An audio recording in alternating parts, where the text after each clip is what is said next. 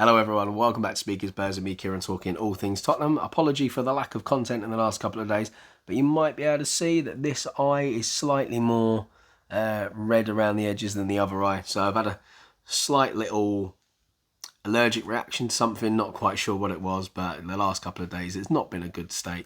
So yes, but here I am now. We'll talk a bit about the FA Cup game against Burnley that we just scraped our way through with a super goal from Porro, and a bit about the shock Timo Werner transfer that has caused a bit of a divide amongst the Spurs fans. So I'll give you my view on that and a little bit about what else we could expect in the transfer window or what we need.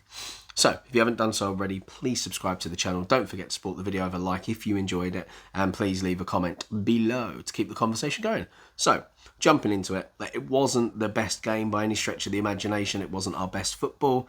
But we saw the return of Dejan Kulusevski back from suspension. Sonny, Basuma and Sarr have made their way out respectively to the African Cup of Nations and the Asian Cup. So with Pat Matasar, obviously picked up the injury in the last game, but he was cleared by our medical department to go. And in the meantime, we've obviously picked up more injuries along the way, which we will also talk about. It just seems every time we get a player back, another one goes out. But in this case, we were hoping that we'd only get players back and be missing the three. But it appears to be we are missing even more people. So, yes, Mickey van der Ven. Good bit of news. He was back on the bench from his hamstring injury, and there was a possibility that they were going to allow him to play, but decided not to. Didn't want to take the risk. But we did take the risk with Ryan Sessegnon, who was back in a matchday squad for the first time in 11 months. Now, the hilarious thing about this is he's obviously notorious for his hamstring injuries, but in the 11 months that he has been out with this hamstring injury, Bentancur has done his ACL, battled and come back through that. Bearing in mind ACL was a pretty major injury. Come back from that. Then managed to get himself injured again with ankle ligament damage to only come back a month and a half early from that. So he's had two big injuries in the same time that Sessegnon's been out. But with Sessegnon, because he's had lots of recurring hamstring injuries, and although they've been in different places on the hamstring, they were convinced that this last operation/surgery that he had was going to be the one that should sort it out. So they didn't want to take any risks at all with his comeback from that. And he's still very young. It feels like he's not, because he's been on the scene since he was 16 at Fulham. So, Rodrigo Bentancur was given the captain's armband in this game, in the absence of Sonny. Eric Dyer, who's been linked heavily with a move to Bayern Munich, was not involved in the squad, and that actually caused a bit of a fiery response from Postecoglou in his post-match press conference. He was basically asked, was he not in the squad because of those links? And he said, no, I told you he was injured. Don't disrespect my integrity. If I tell you he's injured, he is injured. So it's the first time we've actually seen him lose it with the press. Normally he's quite jokey and calm, but he did get his back up about that. So the game was pretty much uninspiring until the 78th minute when Pedro Porro struck a swerving rocket of a shot into the top left-hand corner that it made its way in, went round into the back of the net and bounced back out. That was just how much power it was. Because actually when he hit it, he started celebrating and I was a bit like, but did it actually go in? Because you know you have those shots sometimes where the goal is, you have the uprights just behind it.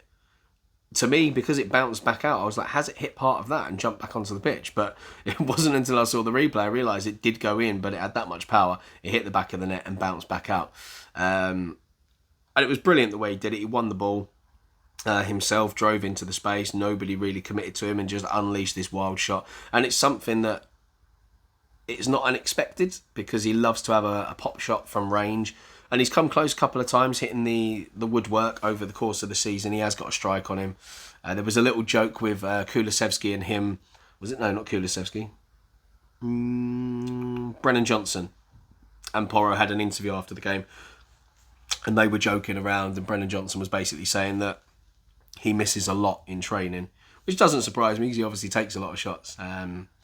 But despite some late scares that ended up being the winning goal. So, yeah, let's talk about the players themselves. Vicario in goal. I mean, that was probably one of the shocks of the lineup because I felt like I know we have to go for it. But I think Fraser Forster probably deserved a going goal. I think he's been a good servant to the club every time he's come in to deputise for us. I think he's been pretty strong and consistent. So a little bit harsh, but I understand the theory behind it. But yeah, in this game, he pushed out an early effort from Odebear, but had very little to do after that because the defence pretty much mopped everything else up that they needed to. So very quiet game for him, which is what we actually like. So Pedro Porro at right back, worked away down the right and made the wonderful goal out of nothing.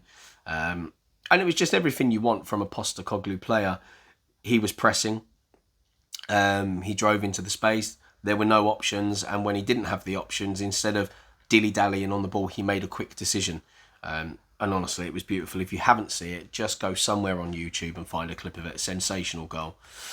Emerson Royale in at centre-back once again. Another good display from him, actually. He's probably going to have to be used until we bring another centre-back in, mainly because of the next player we're going to talk about, and that is Ben Davies. Plenty of important tackles from him once again. Interceptions, his intelligence is just very good, and he makes a lot of interceptions in games. A lot of them around our own box as well. He's proved really valuable in recent weeks, but unfortunately he's the newest member of the squad to pick up an injury, and it's come at a pretty bad time for us. We've relied on him very heavily, and I just hope it's a very, very swift recovery for Ben Davies, because I feel like he's turned a lot of fans' views around about him this season. Then on the left, our little wonder kid, Destiny Doggy. Energetic display without too much in the final third from the Italian, but he did defend well. Oh, it's gone a bit dark. There we go, it's better. Yeah, defended pretty well. Moving into the midfield, probably the surprise inclusion was Oliver Skip over Pierre-Emile Højbjerg. He played a good through ball to Richarlison early on in the game, but worked hard as he always does. But once again, he's a number 6 that's being asked to play in a number 8 role. It doesn't suit him. We don't get the best out of him. He made plenty of good runs off the ball, but didn't create too much after that early pass. And for me, Skippy's very much a hard worker, a tough tackler. He wins the ball. He's okay for a quick turnover, but he's not a pass master. Him and Winks were a little bit similar, but the difference was Winks was able to play a little bit further forward. Rodrigo Bentancur, yes, the man with the captain's armband for this game, and I think part of the reason he was given it is because of the resilience, the toughness, everything that he's had to deal with over the last year in football to push himself as hard as he has to come back, the impact that it makes not only on the players but the fans as well. And yeah, he was given it. He looked sharper than he did in his first game back last weekend.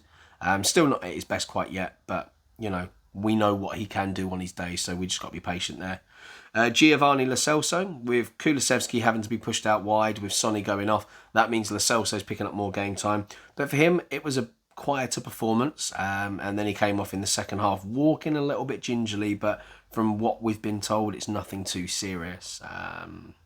Moving on to the front three, Kulusevski, one of his quietest games in a while, and it's no surprise because he's been moved out to the right again, and he's been fabulous in the middle. Struggled to make an impact on his return from his suspension. Richarlison in the middle, disappointing from him in this one, bearing in mind he's been very good recently. Fluffed a couple of early efforts when put into the box. The service, though, to be fair, was not great to him. But what did make its way, he didn't really do a lot with it. You could see frustration from Postecoglou on the bench at one of them that he didn't put away, put across the front of the goal. But yeah, he's going to have to really dig in deep now and continue with that form that we saw before this game with Sonny away. Although, saying that, we do now have Timo Werner come in, so what does that mean for Richarlison? Is he going to be put out onto the left? Is Werner going to play through the middle, or will they be rotated? Then Brennan Johnson starting on the left, which we know hasn't been his best for Spurs. He's done his better work out on the right. Started brightly though. He looked the most likely actually to make something happen in attack. Switched to the right in the second half. Had a couple of efforts. He was probably the only one to actually test the keeper in any way, apart from obviously Porro's wonder goal. Moving on to the bench, Brian Hill. Lovely, industrious little cameo from him from the bench. And I actually think this sort of consistent game time that he's getting now, I know it's only little bits here and there, but being put into the lineup more and more is doing him the world of good. Højbjerg was brought on purely to shore up the midfield with some extra energy, which he did, as he always does. Made a really important late block in front of his own goal and celebrated it like a goal himself. And that's where he's important. He's very intelligent. Jamie Donnelly continues to pick up small minutes. First taste of the FA Cup, who celebrated his 19th birthday as well this week. And then Dane Scarlett on his return to the club. For the final 8 minutes of normal time came on, and then Ryan Sessegnon back on the pitch after 11 months. And, that would have been great for him just to step back out onto the pitch. He would have taken confidence from that, although there wasn't much for him to actually do. It's a start. It's a welcome back. So, yeah, in terms of the game itself, wasn't particularly bright. I don't feel like Burnley actually offered too much really themselves. They just made it a little bit tough for us at times, but we didn't play ultimately the kind of football that we're used to. So yeah, let's move on now to talk about the man that has come in the door. Timo Werner, a bit of a shock one. And we'll talk a little bit about what it means as well for like the homegrown quota and things like that, because that is very much an important part of Premier League football these days. So yeah, there's a lot of mixed reviews about this player, because when he was at Chelsea, it appeared that he struggled. Look, he missed a lot of big chances, but ultimately, he did okay for them. He was very important for them in a Champions League run. But at the end of the day, if Ange Postecoglou has identified him as a player that he's happy to have in, then who are we to judge? Because pretty much everything that he's wanted to do so far has worked. So we bring him in from Leipzig. And then obviously we got all the speculation regarding a move for Radu Dragusin, which seems there's a lot of paper talk here and there. His agents come out saying he's got no intention to leave right now. And I can tell you for one, that is just the agent saying it, because if a move doesn't come to fruition, they don't want to upset the Genoa fans. So that's all just kind of what it is. But yeah, following 2 frustrating seasons, we'll go back to Werner now, in the Premier League with Chelsea.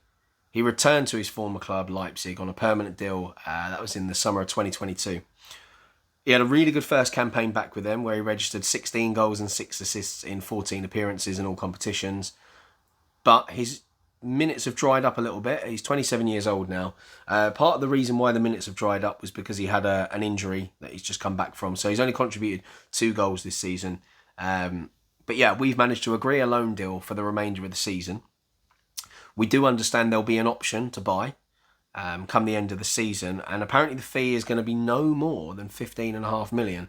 Now, 27 years old, an experienced international, has a good conversion rate for most of his career. So if it does work, and I believe will fit into our system, then yeah, he's hard working, he's got loads of pace. He's capable of playing on the left and as a central striker. He's got loads and loads of pace. He's got really good energy. So the pressing up front, and as we've said before, this is why Postecoglou quite likes Richarlison. He's willing to just run round. And that's what that front middle man has to do. So Werner is kind of perfect for this. He's a player that fits into pressing systems really, really well. So if the Werner that we get that comes in is the RB Leipzig Werner rather than the Chelsea one, then we've got a very good player on our hands for this system. And that's what people need to get away from. They need to stop looking at Werner as the player that we saw at Chelsea. You've got to remember, when he was there, it was a very toxic time at Chelsea. I mean, it's still quite toxic now. So he wasn't in the most settled squad. He probably wasn't playing his preferred system. He was moved around in positions quite a bit. So, look. And we're certainly short in the attack as things stand, with Sonny going off. And then we have that long, 5.5 week injury to Alejo Veliz. But the player we're bringing in has Premier League experience, has European experience, international experience, had a good season last season. So, I think it could be very good for us in terms of experience to help push for that top 4 spot. And once he does put pen to paper on that deal, hopefully we get behind him. And then hopefully a couple of more signings will follow him through the door before that 11 p.m. transfer deadline day on Thursday, the 1st of Feb. So what does this actually mean for us? He's a non-homegrown player. So It does mean we need to be a bit smart in other players that we bring in and players that we shift out. So following the closure of the transfer window, we need to submit an updated 25-man squad to the Premier League for the second half of the season. So we cannot have any more than 17 non-homegrown players on the list, and the remainder of the squad, up to a total of 25 players, must be homegrown. And I agree with this getting tighter because I think ultimately we are English teams. We should have predominantly English players or homegrown players, and this in turn will help our international football. So the Premier League define a homegrown player as a player who, irrespective of nationality or age, has been registered with any club affiliated to the Football Association or the Football Association of Wales for a period, continuous or not, of 3 entire seasons or 36 months before their 21st birthday, or the end of a season during in which they turn 21. So all teams are also able to name players 21 and under 21 on that list, which frees up space in the 25-man squad in the process. So for the 23-24 campaign, under 21 players will have to have been born on or after January the 1st, 2002 to make the list. So in regards to our non-homegrown players numbers, Werner will take the place of Hugo Lloris following his move to LAFC. United's decision to activate the break clause in Reguilón's season-long loan will now see our non-homegrown player numbers increase by 1 more. That then takes us over the 17-man limit in the process. So this does mean there could be a lot of movement in terms of our foreign numbers before the end of the window, with a few players linked with exits. Eric Dyer actually counts as one of those amid his Bayern Munich talks, just because he spent so much time in Portugal. So Postecoglou even made clear in his post-match conference that it would be fine for Dyer to leave the club. He had a one-word answer when he was asked, and he said yes.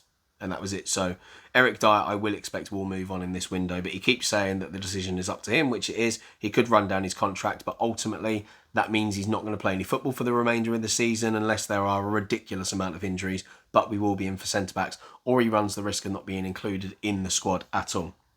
So Højbjerg continues to be linked with a move away with several clubs, Manchester United, Fulham, Atletico Madrid. Juventus apparently have said no. I think they would like to, but they've got restrictions at the moment financially and other things that are stopping them from doing that deal. So Højbjerg could go out the door. And then obviously we're linked with Conor Gallagher, which brings a homegrown. And the links to Conor Gallagher have kind of intensified because Jordan Henderson wants to come back to the Premier League. He's not settled into life in Saudi Arabia very well. And there are talks that Chelsea are looking to bring him in, an experienced man. So that could then free up the Conor Gallagher move.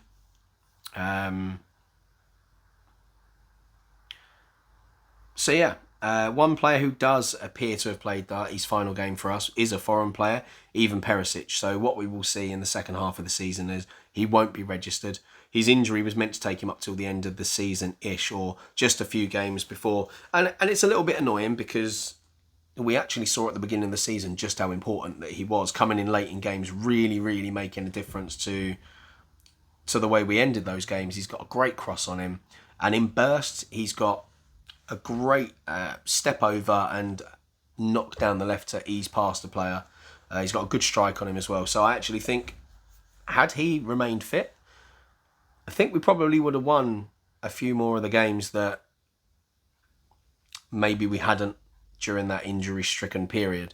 But yeah, I do think that Højbjerg will want to go out the door because he wants to ultimately play regular football before Euro 2024. Ivan Perisic then won't be put in the squad. So he's one that is in the squad at the moment because he started the season. So that kind of then frees up the Reguilón space and balances that back out. But he's been linked with a return anyway to Hajduk Split, his former club, despite the ACL injury. They could even sign him in February as their winter transfer doesn't actually come to a close until the middle of that month. Even if Perisic does remain part of the squad, we will choose to leave him out of the 25-man squad. So as I said, that then frees the space up for Reguilon, although he's being linked with a lot of clubs. Bryan Hill may also find himself in the newspapers being linked with moves because Werner can operate on the left as well, and Manor Solomon is due back in training. That will then push Bryan Hill further down the pecking order once again, so he could then go out on loan. So that frees up a foreign space. Another move we'd like to see will be Reguilon, as he looks to increase his minutes in the second half of the season. So he's not the only player to have returned to us either. Jed Spencer's also returned, as Leeds decided to cut his season-long loan short. So I think Reguilon will likely head out somewhere. Borussia Dortmund are a club that have been linked with him recently. So where else are we looking? Yeah, so Jed Spence coming back actually increased the homegrown numbers, go from 8 to 9. But just like Reguilon, he will look for football elsewhere, and apparently we are open to the idea of just selling him out right now, Jed Spence. It's not worked out. I think the problems with Jed Spence, he's got all the talent in the world, but he hasn't got the aptitude, the attitude, a bit like Ndombele, really. They're just not... Although Ndombele can just be lazy and training on the pitch, I think Jed Spence is a bit more fiery, and by the looks of it, he enjoys the lifestyle more than he does the football. And I think that's a problem, because that's twice when he's been out on loan and they've kind of given the hint that he doesn't apply himself in the best way.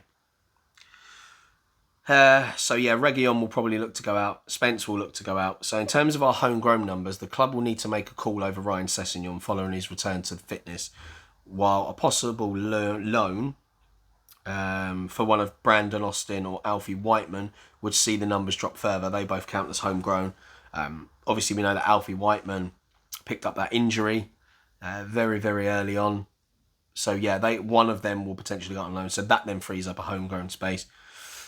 It's all very confusing. There's a lot going on. So as Werner will take the non-homegrown player slot vacated by Lloris after his move across the pond, there will have to be a bit more movement in terms of foreign numbers before we submit the squad if Dragusin comes in, and possibly other players.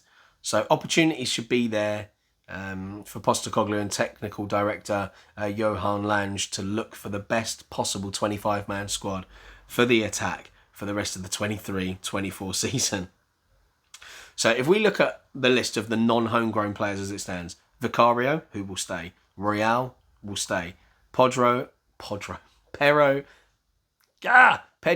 will stay, Romero stay, Van de Ven stays, Dyer probably goes, Reguilon goes, Bentancur stay, Bizuma stay, Højbjerg goes, Lo Celso stay, Solomon stay, Hill loan, Kulusevski stay, Perisic out the squad, Richarlison stay, Son stay, Werner stay. So you could lose 5 non-homegrown players. So if we now look at the homegrown player list, Fraser Forster will stay, Brandon Austin, Alfie Whiteman, one of them will go on loan because you need your 3 keepers, which will be Vicario, Forster, and one of them 2. Jed Spence will go, Davies will stay, Sessegnon maybe loan, maybe stay, so we'll leave that. Oliver Skips, James Maddison and Brendan Johnson all to stay. So there's 2, possibly 3 that will go from there. So now we're looking at possibly 8 players that can be changed, but I would like to think you would bring more homegrown in than non-homegrown to balance out further. And then if you look at the under-21 players that will really be in and around the squad, you've got Ashley Phillips, Alfie Dorrington, Destiny Udogie, Pat Matassar, Jamie Donnelly, Dane Scarlett and Alejo Valise. Whew. So madness. That's what it's looking like. So we know Werner is in the door. I'm hoping he hits the ground running and gets to touch with the style quite quickly. His pressing nature will help him. And that's kind of helped with the fact that, Valise has got an injury. So whether it's him or Richarlison that takes the spot on the bench, or we see one of them moved out to the left, I don't know. So it's a good start to the transfer window. A centre-back obviously is key at this moment in time. We know we need a midfielder, and it looks like with Henderson possibly going to Chelsea, that does free up Conor Gallagher for a move, even though Pochettino has pleaded essentially with the board to not see him go. But with only 18 months left on his contract, it just kind of makes sense. If they're not going to offer him the deal that he wants. And the issue is there, he's a homegrown player, so his salary goes up the same as anyone's does. When you stay at the same club, your salary doesn't go up by loads and loads and loads. You sign a new deal, you might get an extra 20, 30 grand a week, which to me is a lot of money. To them, not so much. So Conor Gallagher will be on a poor salary compared to other players that get brought in from outside. So being loyal to the club in this day and age is actually a detriment to you in terms of salary. So yeah, Conor Gallagher could be freed up for a move, but it'll be interesting to see who we're linked with. There's so much about centre-backs that we're being linked with at the moment, but a lot of that will be paper talk. There are still talks circulating around Bournemouth's Lloyd Kelly, and that's mainly because of his pace and his contract situation. But we're not the only club that have been linked with him recently. So it'll be very, very interesting. There are a lot of links at the moment that are for the summer, I would say, as opposed to now. But yeah, we'll talk about more of those as they come in. So I hope you enjoyed the video today. Don't forget to subscribe, like and comment. And until next time, come on you Spurs.